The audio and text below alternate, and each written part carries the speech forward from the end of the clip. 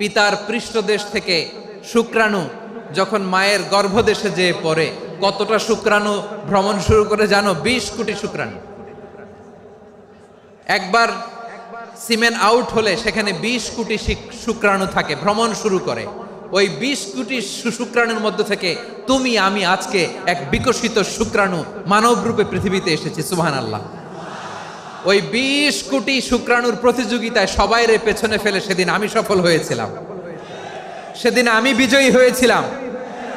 সেদিন আমি এত ছোট ছিলাম, মাইক্রোস্কোপ দিয়েও আমার অস্তিত্ব টের পাওয়া যায় না।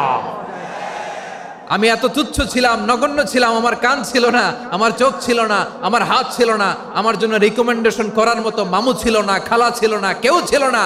তারপরেও ওই প্রতিযোগিতায়, ওই কম্পিটিশনে যখন আমারে কেউ হারাতে পারে নাই, আল্লাহর জমিনেও আমারে কেউ হারাতে পারে না। হারার জন্য তোমার জন্মই হয় নাই, তুমি আসছই জিতার জন্য। সুবহানাল্লাহ। বিশ্বনবী বলেন, আন্নাসু মাআদিন কামাআদিনি যাহাবি ওয়াল ফিদ্দা খিয়ারুহুম ফিল জাহিলিয়াতি খিয়ারুহুম ফিল ইসলাম। Peoples are like mines of gold and silver.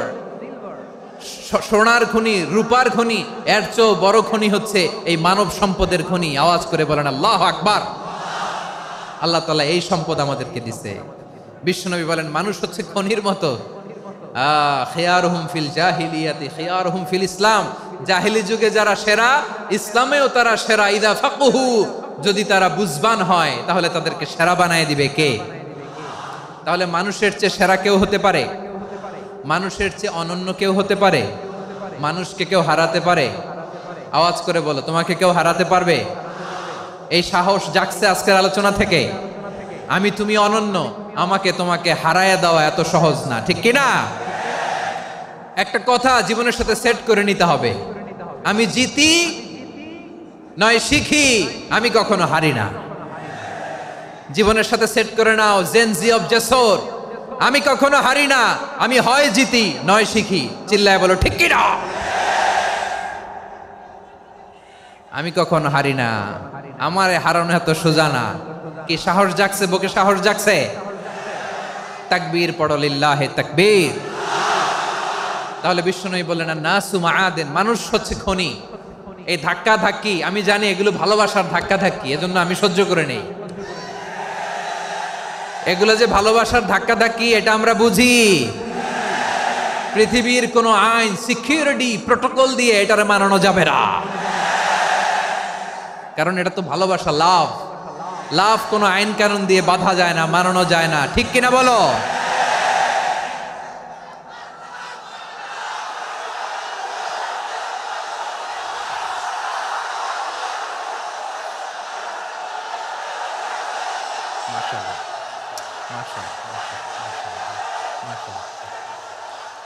ঠিক আছে, বসুন বসুন বসুন।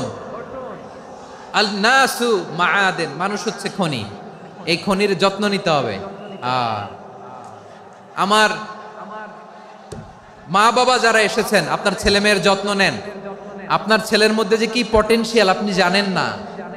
আপনার এই ছোট্ট অবুজ ছেলেটাই আগামী দিনের শায়েখ আহমদুল্লাহ হবে।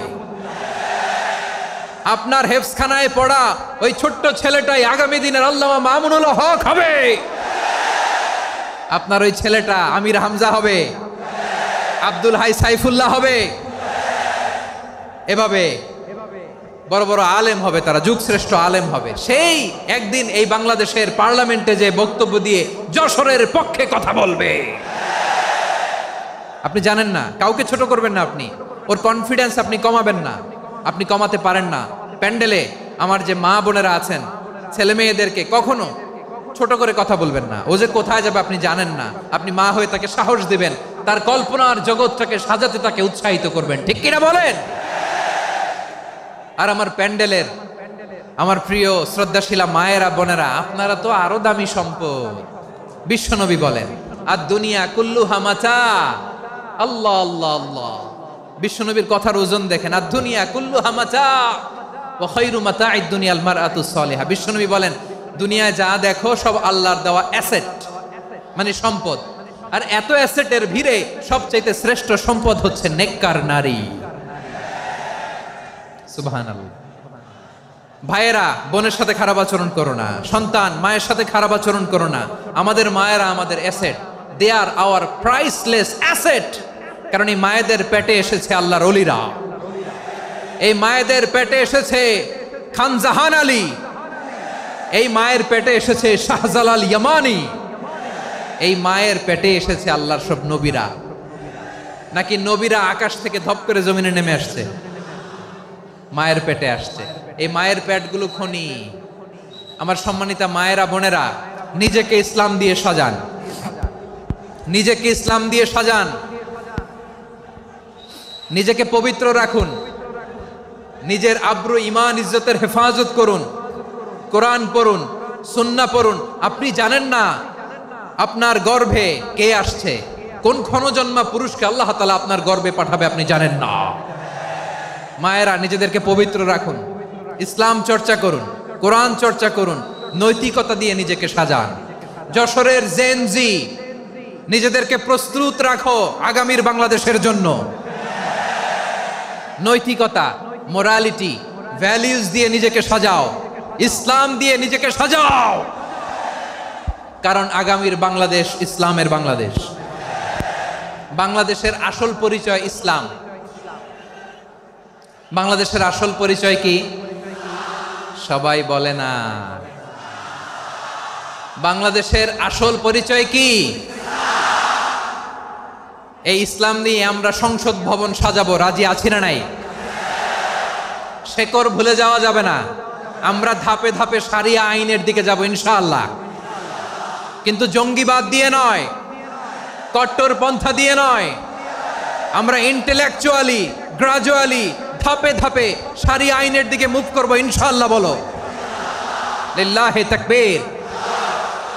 এদেশের আসল পরিচয় সবাই বলে না, আওয়াজ করে, এদেশের আসল পরিচয়। এদেশে আজান শুনে সূর্য ওঠে শহর গ্রামে, এদেশে আজান শুনে সূর্য ডুবে সন্ধ্যা নামে, এদেশে সকল কাজে সবাই বলে বিসমিল্লাহ, এদেশে ভালো কিছু দেখে শুনে হাসি মুখে সবাই বলে মাশা আল্লাহ, সুবহানাল্লাহ সুবহানাল্লাহ সুবহানাল্লাহ সুবহানাল্লাহ সুবহানাল্লাহ সুবহানাল্লাহ সুবহানাল্লাহ সুবহানাল্লাহ। ও নবীন তরুণ, তোমার কিসের এত ভয়? জেনে রেখো বাংলাদেশের আসল পরিচয়। বাংলাদেশের আসল পরিচয় ইসলাম। আওয়াজ তুলে বলো, আসল পরিচয় কি? এদেশে পরস্পরে দেখা হলে দেয় সালাম, এদেশে আমজনতার হৃদয় জুড়ে পাক্কা আলাম। ঠিক কি না? এদেশে বিপদ এলে সর্বজনে সর্বক্ষণে দোয়া পড়ে ইন্না লিল্লাহ সুবহানাল্লাহ সুবহানাল্লাহ সুবহানাল্লাহ সুবহানাল্লাহ। এদেশে আজান শুনে সূর্য ওঠে শহর গ্রামে, এদেশে আজান শুনে সূর্য ডুবে সন্ধ্যা নামে, এদেশে সকল কাজে সবাই বলে বিসমিল্লাহ, এদেশে ভালো কিছু দেখে শুনে হাসি মুখে সবাই বলে মাশা আল্লাহ সুবহানাল্লাহ। আওয়াজ করে সুবহানাল্লাহ সুবহানাল্লাহ সুবহানাল্লাহ সুবহানাল্লাহ। সবাই একসাথে সুবহানাল্লাহ সুবহানাল্লাহ সুবহানাল্লাহ সুবহানাল্লাহ। এদেশের আসল পরিচয় কি? আওয়াজ করে বলতে ভয় লাগে। এদেশের আসল পরিচয় কি? ইসলাম দিয়ে আমাদের সংসদ ভবন চলুক, আমরা চাই কি চাই না? বঙ্গভবনে লা ইলাহা ইল্লাল্লাহর পতাকা উড়ুক, আমরা চাই কি চাই না?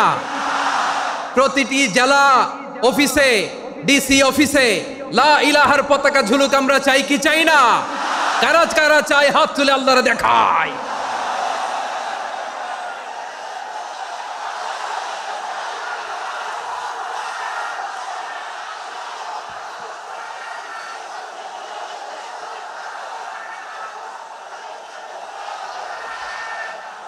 মাশাআল্লাহ মাশাআল্লাহ মাশাআল্লাহ মাশাআল্লাহ। যশোর, আওয়াজ করে বলো, ভালো মানুষ না খারাপ মানুষ? বুঝে বলছো তো? মানুষ ভালো হলে যে কত ভালো। এই মানুষকে যত্ন নিলে, মানুষকে মানুষ বানালে যে সে কি হতে পারে শুনবা? হ্যাঁ, নাকি মোনাজাত দিয়ে দিব? শুনবা? তাহলে থামতে হবে। থামো, আমি যখন বলবো থামো থামো, তাকবীরের সময় দিলে তাকবীর, থামো থামো। মানুষকে যত্ন নিলে, এই এদিকে এদিকে, ড্রোন নামায় ফেলো। হয়েছে, ড্রোনের ফুটেজ হয়ে গেছে, এবার ড্রোন নামায় ফেলো। আমার দিকে তাকাও। মানুষকে, তোমরা এদিক সেদিক তাকালে তো গুরুত্বপূর্ণ পয়েন্ট মিস হয়ে যাবে। এদিকে এদিকে, হ্যাঁ মাস ঠিক আছে, এদিকে।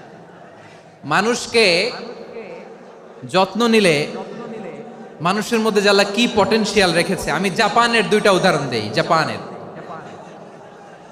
এই এই এভাবে এভাবে হবে, হয় বসো নয় পেছনে, কথা নাই, কথা তো বলাই যাবে না, হারাম কথা বলা। আজকে একেবারে চুপ, আজকের জন্য হারাম করে দিছে আমি, এই কিছু সময়ের জন্য একেবারে নিষিদ্ধ।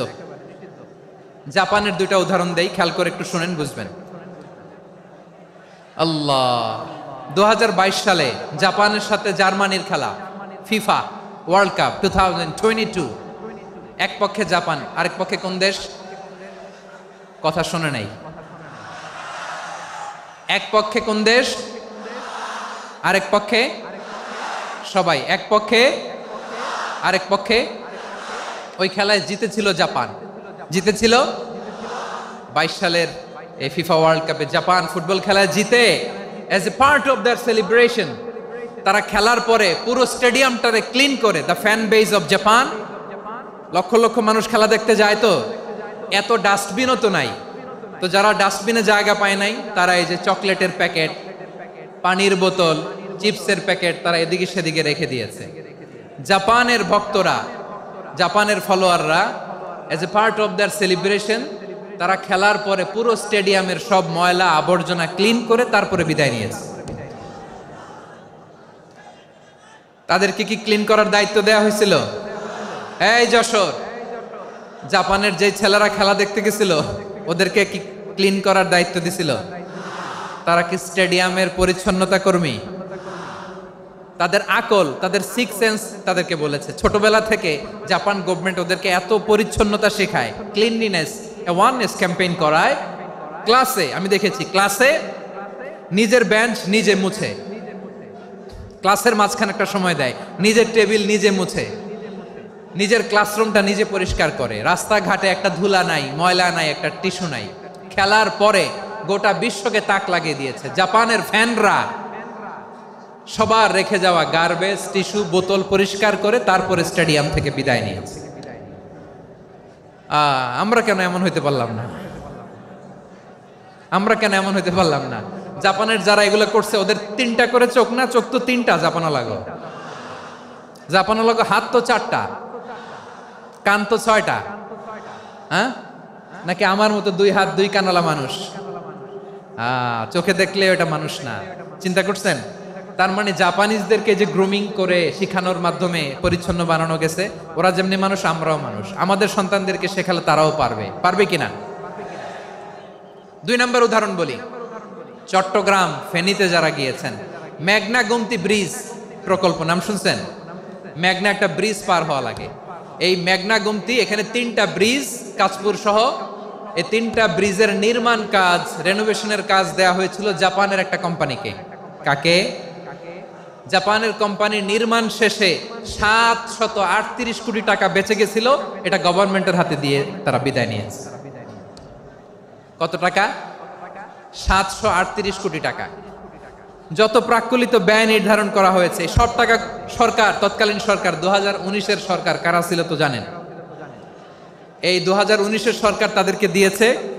তারা রিনোভেশন নির্মাণ শেষে 738 কোটি টাকা অতিরিক্ত বেঁচে গেছিল। এটা আবার গভর্নমেন্টের হাতে বুঝাই দিয়ে তারা বিদায় নিচ্ছে। আমরা কেন এমন হইতে পারলাম না? জাপানের ওরাও মানুষ, আমরাও মানুষ। তার মানে মানুষে মানুষে পার্থক্য আছে না নাই? আচ্ছা, জাপানের 2টা উদাহরণ দিলাম, এবার আমার দেশের 2টা উদাহরণ দিব না? বাংলাদেশের 2টা উদাহরণ দেয়। 1 নম্বর উদাহরণ, গত সপ্তাহে আপনারা জানেন কক্সবাজার আমার একটা প্রোগ্রাম ছিল, তো হেলিকপ্টারে গিয়েছিলাম। ফেনী জেলা যখন পার হচ্ছি আমি দেখলাম 3টা উইন্ড মিল চিনেন তো? বিশাল পিলার, তিনটা চারটা পাখা থাকে। বায়ু বিদ্যুৎ কেন্দ্র, বাংলাদেশের প্রথম বায়ু বিদ্যুৎ কেন্দ্র এটা, মুহুরী প্রজেক্ট বলে ওটা সম্ভবত, মুহুরী প্রজেক্ট। তো সাগরের বাতাসের ঝাপটায় এটা ঘুরে এনার্জি হয়, ইলেকট্রিসিটি উৎপাদন হয়। তো আমি পাইলটকে বললাম, ভাই এগুলো থেকে কেমন ইলেকট্রিসিটি উৎপাদন হয়? কয় হুজুর একটুও হয় না, কিছুই হয় না। কিছুই হয় না মানে? বলে হুজুর বাংলাদেশে যত উইন্ড মিল আছে এটার পাখা একটাও ঘুরে না। আল্লাহ, বলেন কি? তাহলে এই যে কোটি কোটি টাকা ব্যয় করে যে উইন্ড মিল, কয় হুজুর ভিতরে ফিটফাট, উপরে ফিটফাট, ভিতরে সদরঘাট। তার মানে কোটি কোটি টাকা দিয়ে এই উইন্ড মিল বানায়, এখানে কিছু নাই। দুর্নীতির আড্ডাখানা, আখড়াখানা বাংলাদেশ, ঠিক কিনা বলেন? আয় রে, জাপানিজরাও মানুষ, আমরাও মানুষ। আমার এক নিকটাত্মীয় সরকারি চাকরিজীবী, উনি আমাকে বললেন, বাংলাদেশের আর একটা উদাহরণ দেখ। উনি আমাকে বললেন যে প্রতি বছর আমাদের অফিসের ফার্নিচার চেঞ্জ করে। আমি বললাম প্রতি বছর ফার্নিচার চেঞ্জ করে কেন?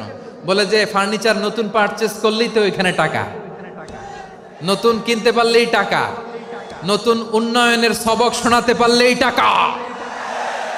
প্রথম আলোর রিপোর্ট, কি আলো?